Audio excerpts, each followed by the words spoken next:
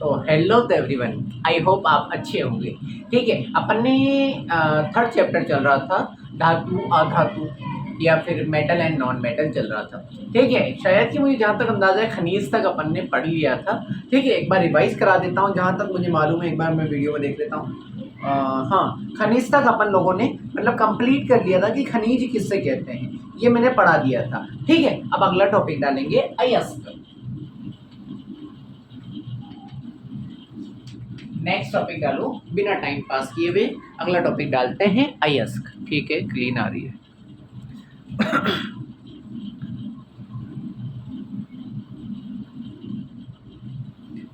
ठीक है, लिखना स्टार्ट करो। अयस्क में वे खनिज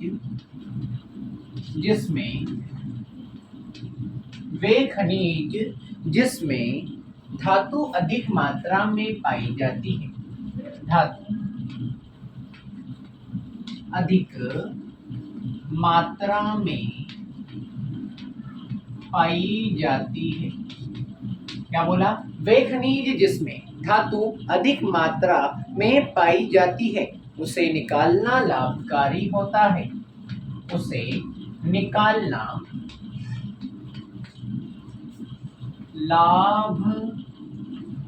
लाभकारी होता है। उसे अयस्क कहते हैं। उसे अयस्क कहते हैं।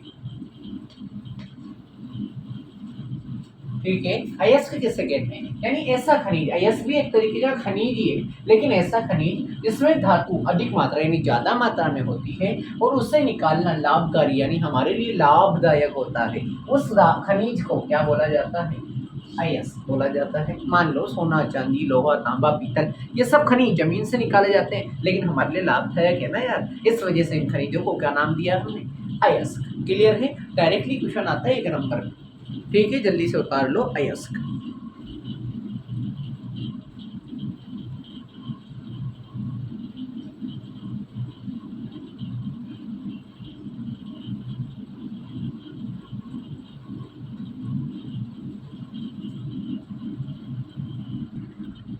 ठीक है, आई होप आप लोगों ने उतार लिया होगा। क्लियर है? अयस्क लिख लिया है। अब एक लाइन छोड़ के नेक्स्ट लाइन स्टार लगा के लिखिएगा। ठीक है, लिखना सबसे अधिक क्रियाशील धातु। सबसे अधिक क्रियाशील धातु सोडियम। सोडियम के कोष्टक में लिख लेना Na, पोटेशियम। पोटेशियम के कोने में लिख लीजिएगा K, कैल्शियम। कैल्शियम के कोष्टक में Ca, मैग्नीशियम। मैग्नीशियम के कोष्टक में लिख लेना Mg। ठीक है, क्या सबसे अधिक क्रियाशील धातु हैं सोडियम Na, पोटेशियम के, कैल्शियम Ca और कॉमा करके मैग्नीशियम। मैग्नीशियम को डिनोट किया जाता है Mg तथा एल्यूमिनियम।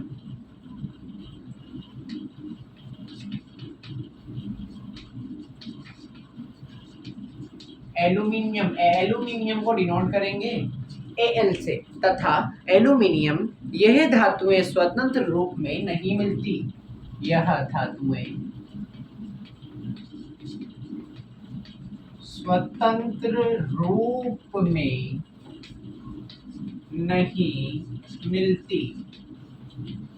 यह धातुएं यानी ये पांचों की पांचों धातुएं स्वतंत्र रूप में नहीं मिलती। इन्हें विद्युत अपघटन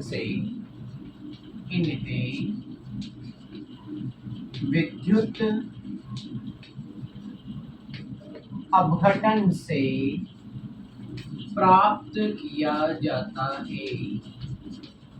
इन्हें विद्युत अपघटन से प्राप्त किया जाता है। ये स्टार लगा लेना। देखो कौन कौन सी धातु सबसे अधिक क्रियाशील, बहुत ज्यादा क्रियाशील होती है। मैंने बताया था ना, सोडियम पोटेशियम को तो आप खुले में रख ही नहीं सकते हो, खुले में रखोगे आग पकड़ लेगा। तो देखो sodium, potassium, calcium, magnesium, aluminium, ये धातुएं स्वतंत्र रूप में नहीं मिलती है। इन धातुओं को क्या करना पड़ता है? विद्युत अपघटन यानी इलेक्ट्रिसिटी के अपघटन के द्वारा आपको क्या करना पड़ेगा? प्राप्त किया जा सकता है। क्लियर है? जल्दी से उतार लो।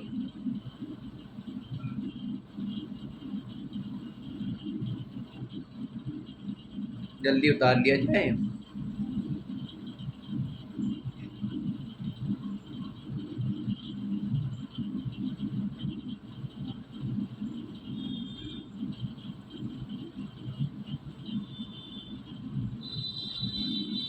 क्लियर है? आई होप आपने उतार लिया होगा। आप लोग पोस्ट करके उतार लीजिएगा, ठीक है। अब अगला स्टार अगला स्टार लगाना, फिर लिखना। बात करी थी हमने सबसे अधिक क्रियाशील धातुओं की, अब बात करेंगे मध्य क्रियाशील। मध्य क्रियाशील धातुएं,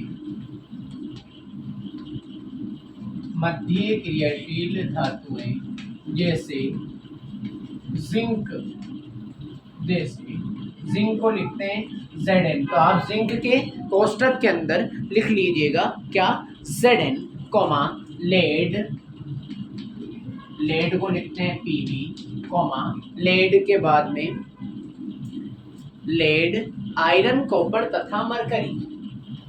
आयरन, आयरन लोहा आप जानते हैं Fe, comma iron, comma copper तथा मरकरी। कॉपर को लिखते हैं Cu से तथा मरकरी, मरकरी को लिखते हैं Hg, Hg बोलते हैं पारे को, मरकरी को। धातुएं सल्फाइड, कॉमा ऑक्साइड, धातुएं सल्फाइड, कॉमा ऑक्साइड तथा कार्बोनेट, कार्बोनेट अयस्क के, कार्बोनेट अयस्क के रूप में कार्बन द्वारा अपचयन से प्राप्त होती है, प्राप्त होती है। यानी याद रखना, क्रियाशील धातुओं को विघटन से प्राप्त करते हैं, और मध्य क्रियाशील, मध्य यानी बीच की धातु कौन कौन सी, जिंक हो गया, लेड हो गया, आयरन हो गया, कॉपर हो गया, मरकरी हो गया। ये धातु क्या होती है, सल्फाइड के रूप में मिलेगी, ऑक्साइड के रूप में मिलेगी, ऑक्साइड के रूप में मिलेगी, कार्बोनेट के रूप में मिलेगी। और इसको कैसे प्राप्त करेंगे, कार्बन के द्वारा अपचयन कर दिया जाता है इसका, ठीक है। करेंगे, अभी तो मैं लिखा रहा हूँ, तो स्टार लगा कि ये सब चीजें लिखना है, क्योंकि डायरेक्टली क्वेश्चन आता है इन सब का, ठीक है। जल्दी से उतार लो।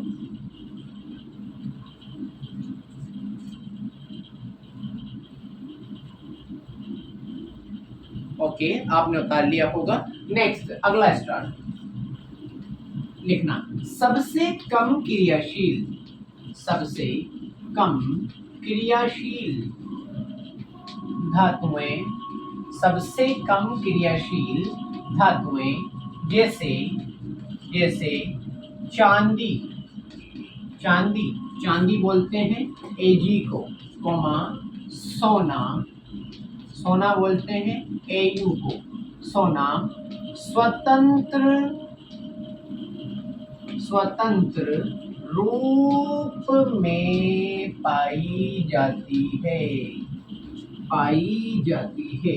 यानी याद रखना, सबसे पहले हमने पढ़ा सबसे अधिक क्रियाशील धातुओं कैसे प्राप्त करेंगे, विद्युत अपघटन द्वारा। सबसे निचली धातु, मध्य क्रियाशील धातु कैसे प्राप्त करेंगे, कार्बन के अपचयन द्वारा। और सबसे कम क्रियाशील धातु जैसे कि चांदी, सोना, ये कैसे प्राप्त करेंगे, यानी स्वतंत्र रूप में मिल जाएगी, आप खोदोगे और चांदी सोना मिल जाएगा, लेकिन हर कहीं नहीं मिलेगा, याद रखना। क्लियर है? जल्दी से उतार लिया जाए।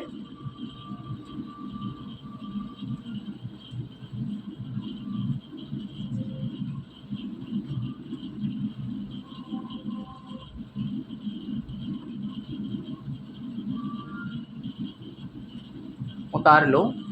आज का टॉपिक जो है आपको थोड़ा कठिन लग सकता है, बोरिंग लग सकता है, बट याद रखना, मैंने कितनी बार बोला है, कठिन चीज़ें, बोरिंग चीज़ें ही हैं जो आपको आपके दोस्त से आगे पहुंचाएगी। वरना आसान चीज़ें तो आपका दोस्त भी पढ़ रहा है यार, जब आसान चीज़ वो भी पढ़ रहा है तो नंबर दोनों के सेम आएंगे। हमें दूसरों से आगे बढ़ने के लिए कठिन चीज़ें पढ़ने की ज़रूरत है। क्लियर है? ठीक है, आई होप आपने उतार लिया होगा। नेक्स्ट टॉपिक, धातुओं का निष्कर्षण। नेक्स्ट टॉपिक डालो, धातुओं का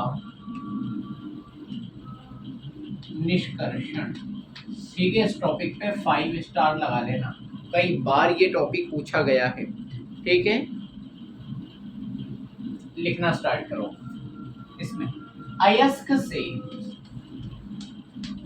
धातु प्राप्त, अयस्क से धातु प्राप्त करने की प्रक्रिया धातु निष्कर्षण कहलाती है।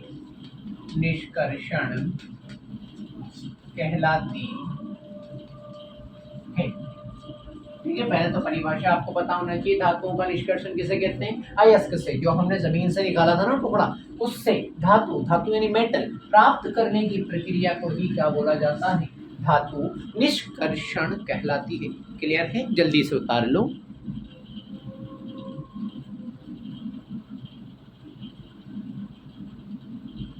उतार लिया। नेक्स्ट लाइन, यह प्रक्रिया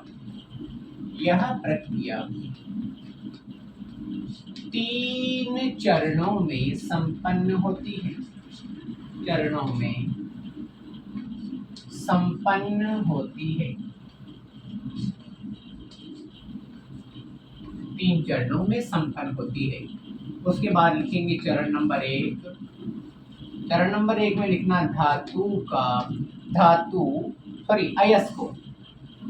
अयस्कों का समृद्धीकरण। पहला चरण में क्या किया जाता है? अयस्कों का, जो हमने अयस्क निकाले हैं ना, उसका समृद्धीकरण किया जाता है, यानी उससे इकट्ठा किया जाता है। ठीक है, उसके बाद चरण नंबर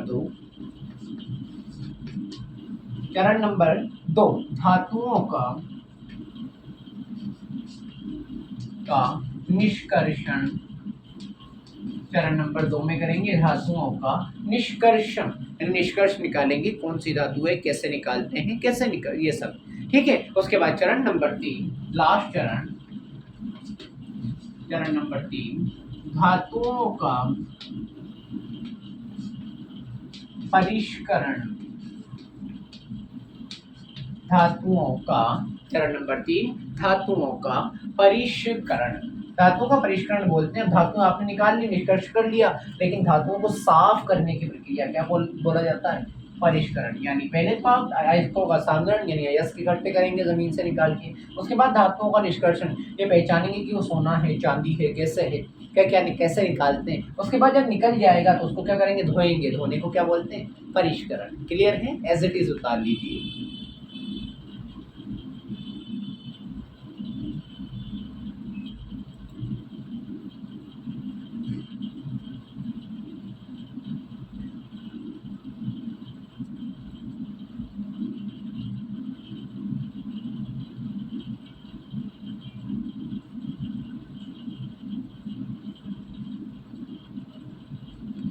उतार लिया, जल्दी कर लो।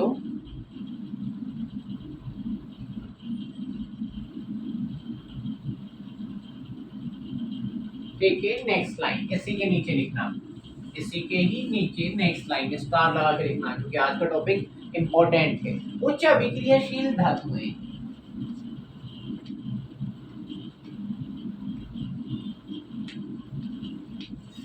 उच्च अभिक्रियाशील धातुएं, क्या लिखा? उच्च अभिक्रियाशील धातुएं विद्युत अपघटन द्वारा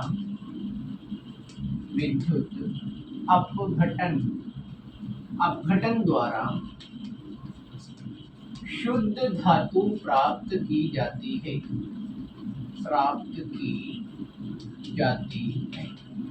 यानी कि जो अतिक्रियाशील धातु है ना, जैसे कॉपर, तांबा है, सोना है, कॉपर है, ठीक है, और सोडियम, पोटेशियम वगैरह अधिक क्रियाशील धातु, उनको कैसे प्राप्त करेंगे? पहले करेंगे हम विद्युत अपघटन, और विद्युत अपघटन के बाद हमें क्या मिल जाएगी? शुद्ध धातु यानी प्योर मेटल मिल जाएगा। क्लियर है? तो ये स्टार में उतार रही हूँ। ठीक है, जल्दी उतारो। उसके बाद अगला स्टार, मध्य क्रियाशील धातुएं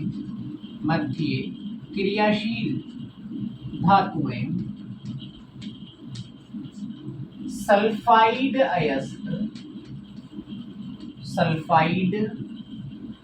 अयस्क तथा सल्फाइड अयस्क तथा कार्बोनेट अयस्क, यानी जो मध्य क्रियाशील है, जो कि जब मैंने लिखाई थी बीच में, ठीक है, मध्य क्रियाशील धातु जैसे लिंक, लेड हो गया, जिंक हो गया, ये सब तो मध्य क्रियाशील धातु है, सल्फाइड अयस्क या कार्बोनेट अयस्क बनाती है। कार्बोनेट अयस्क बनाती है। तत्पश्चात भर्जन तथा निष्तापन द्वारा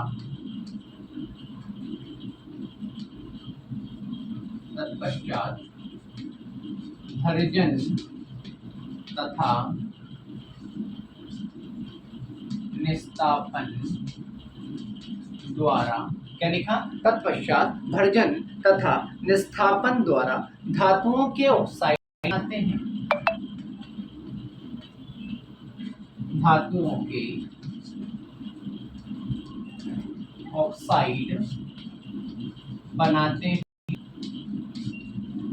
क्या, धातुओं के ऑक्साइड बनाते हैं तथा धातुओं में अपचयन और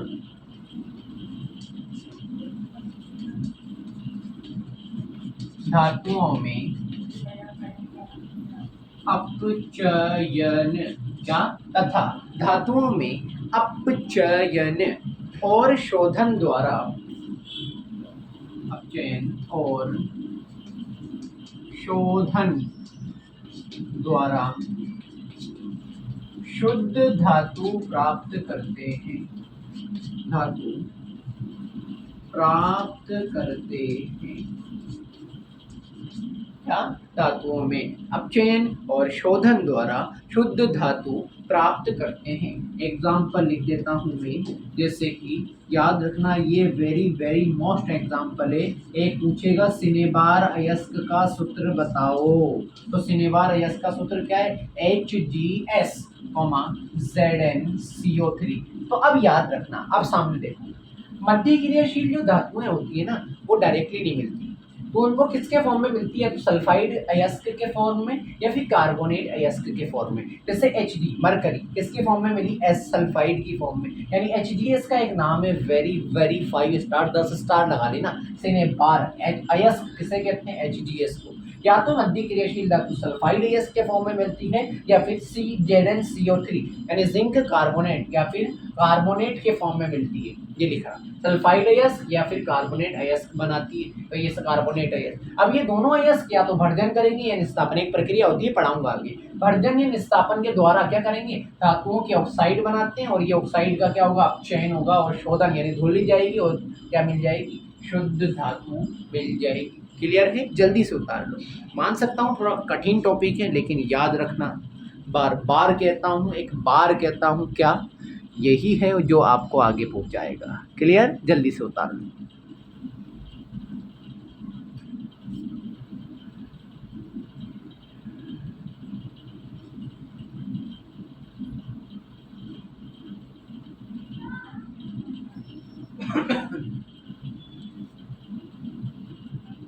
जल्दी से उतार लो, जिसने उतार लिया है रिवाइज कर लो। जल्दी से उतार लो, जिसने उतार लिया है खट से रिवाइज कर लो, क्योंकि क्लास में रिवाइज करने का अंदाज ही बहुत निराला होता है। जो इंसान जितना क्लास में रिवाइज कर लेता है, उसको घर जाकर पढ़ने की उतनी ज़रूरत नहीं पड़ती है, घर पर बैठने की उतनी ज़रूरत नहीं पड़ती। ठीक है, जल्दी से उतार लो।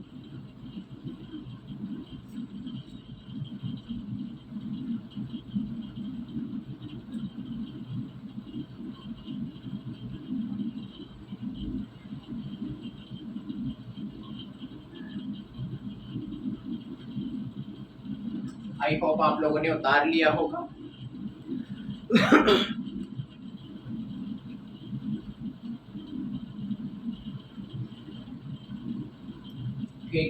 आई होप आप लोगों ने उतार लिया है। मेरी भी टी शर्ट चेंज हो गई है। ठीक है, देखिए हमने ज्यादा उच्च क्रियाशील धातुओं की बात कर ली, हमने निम्न क्रियाशील धातुओं की, सॉरी मध्य क्रियाशील धातुओं की बात कर ली। अब बात करेंगे निम्न क्रियाशील धातुओं की, यानी हमने बोल दिया था उच्च क्रियाशील धातु तो विद्युत अपघटन से प्राप्त करेंगे, मध्य क्रियाशील धातु प्राप्त करेंगे सल्फर कार्बोनेट। अब निम्न क्रियाशील धातु है ना, तो निम्न निम्नशील धातुएं सल्फाइड अयस्क से भर्जन विधि द्वारा शुद्ध धातु प्राप्त होती है। अगला स्टार, निम्न क्रियाशील धातुएं, निम्न क्रियाशील धातुएं सल्फाइड अयस्क से, सल्फाइड अयस्क से भर्जन द्वारा शुद्ध धातु प्राप्त की जाती है।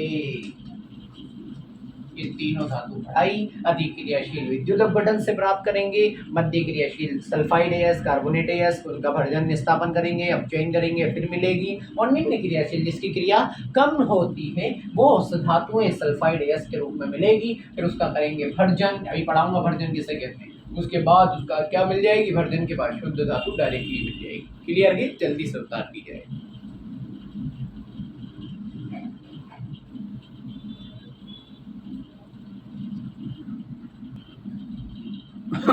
जल्दी कर लो। आई होप आप लोगों ने पूरा उतार लिया होगा। ठीक है, अब टॉपिक डालो कुछ मुख्य परिभाषाएं। चौक ले लेता हूं नहीं, कुछ मुख्य परिभाषाएं। टॉपिक डालो कुछ मुख्य परिभाषाएं, कुछ मुख्य परिभाषाएं।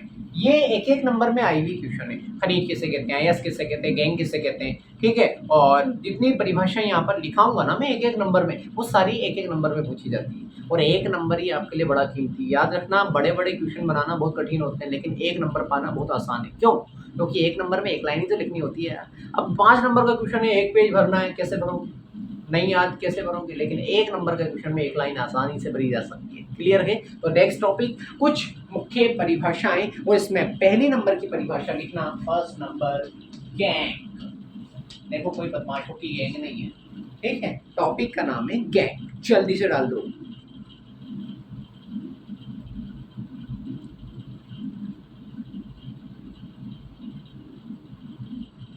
लिखा? ठीक है, लिखना स्टार्ट करो। पृथ्वी से खनिजों में रेत, रेत कोमा मिट्टी। क्या लिखा? पृथ्वी से खनिजों में रेत कोमा मिट्टी आदि की अशुद्धियां पाई जाती हैं। आदि की अशुद्धियां पाई जाती है, पाई जाती है, उसे गैंग कहते हैं। गैंग कहते हैं। यानी कि गैंग क्या है? मतलब एक गैंग कचरा है। क्या? अब देखो, गैंग किसे कहते हैं? पृथ्वी से खनिजों में रेत। मान लो पृथ्वी से खनिज निकाला, मान लो आप सोना निकाल रहे हो, आपने जमीन से निकाला, तो सोने की तरफ चारों तरफ मिट्टी चेटी होगी, रेत चेटी होगी, तो वो मिट्टी और रेत या अशुद्धियां, गंदगी, वही क्या कहलाती है? गैंग। तो देखो, पृथ्वी से खनिजों में रेत, मिट्टी आदि की अशुद्धियां, अशुद्धियां बोलते हैं गंदगी को, तो वो पाई जाती है ना, वही गंदगियां ही क्या कहलाती है? गैंग कहलाती है, या गैंग कहते हैं। क्लियर है? जल्दी से उतार लो।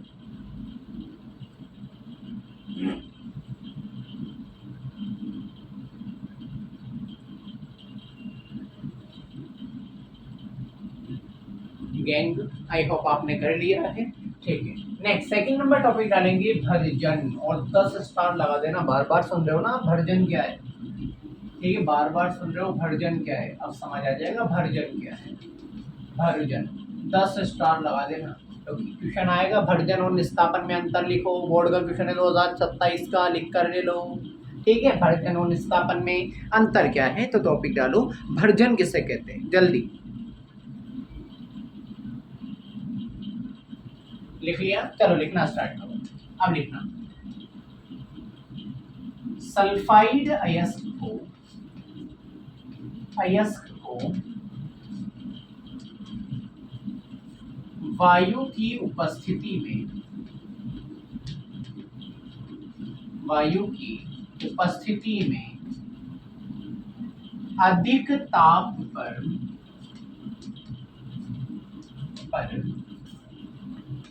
गर्म करके ऑक्साइड में बदलना, ऑक्साइड में बदल देना भर्जन कहलाता है, भर्जन कहलाता है। ठीक है, भर्जन किसे कहते हैं? सल्फाइड अयस्क को। याद रखना, भर्जन किसका होगा? सल्फाइड वाले अयस्क होगा। ठीक है, अभी अगला पढ़ाऊंगा निस्तापन, वो होगा कार्बोनेट अयस्क का। अभी अपन पढ़ रहे हैं भर्जन। भर्जन कौन कौन से अयस्क करेंगे? सल्फाइड अयस्क। तो क्या लिखा? सल्फाइड अयस्क को वायु की उपस्थिति में, यानी ऑक्सीजन वगैरह की उपस्थिति में क्या करना है? अधिक ताप, बहुत ज्यादा ताप पर गर्म करना है, जिससे कि जो सल्फाइड अयस्क है वो किसमें बदल जाएगा? ऑक्साइड में। और बदलना ही क्या कहलाएगा? भर्जन कहलाएगा। क्लियर है? जल्दी से उतार लो परिभाषा।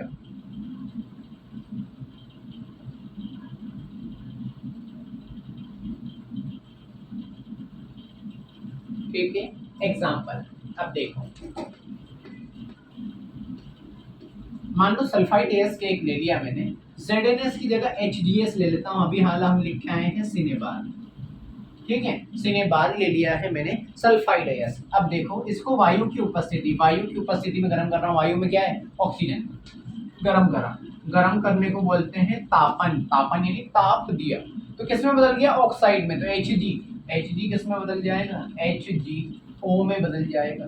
HgO, HgO का मतलब हाइग्रेन, सॉरी मरकरी ऑक्साइड। अब मरकरी ऑक्साइड में बदल गया तो साइड में 2SO2 बाहर निकल जाएगा और ये अभिक्रिया संतुलित हो गई। 2Hg, ऑक्सीजन 6, 4 ऑक्सीजन तो ये रहे, 2 ऑक्सीजन ये रहे, 6 हो गए। उसके बाद एक 2 ऐसे, ये 2 ऐसे। क्लियर है? तो याद रखो, सल्फाइड अयस्क का वायु की उपस्थिति में गर्म करने पर ऑक्साइड में बदल जाना क्या कहलाता है? भर्जन कहलाता है। आगे समझ में एक और एग्जांपल लिख देता हूँ आप लोगों के लिए। ये भी एक अयस्क होता है ZnS। ठीक है, ZnS अयस्क को भी वायु की उपस्थिति में गर्म करेंगे, क्या बोलेंगे? तापन। और ZnS इसमें बदल जाएगा, जिंक ऑक्साइड में बदल गया, और जिंक ऑक्साइड में बदल गया तो 2SO2 बाहर निकल गया, ये ऑक्साइड में बदल गया। सल्फाइड ऑक्साइड में बदल देता गर्मी की उपस्थिति में, और वायु की उपस्थिति में गर्म करने पर ऑक्साइड में बदल गया, ये क्या कहलाएगा? भर्जन कहलाएगा। क्लियर है? जल्दी से छापो भर्जन। ये पढ़ा है भर्जन। और HGS का नाम भूलना मत, अभी भी दिखाया था थोड़ी देर पहले, क्या? Cinnabar. Very very important, 5 star.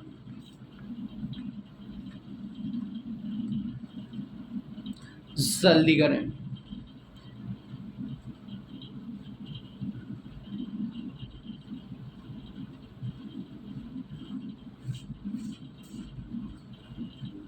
ये पढ़ाया मैंने भर्जन। आई होप आप लोगों के क्लियर होगा।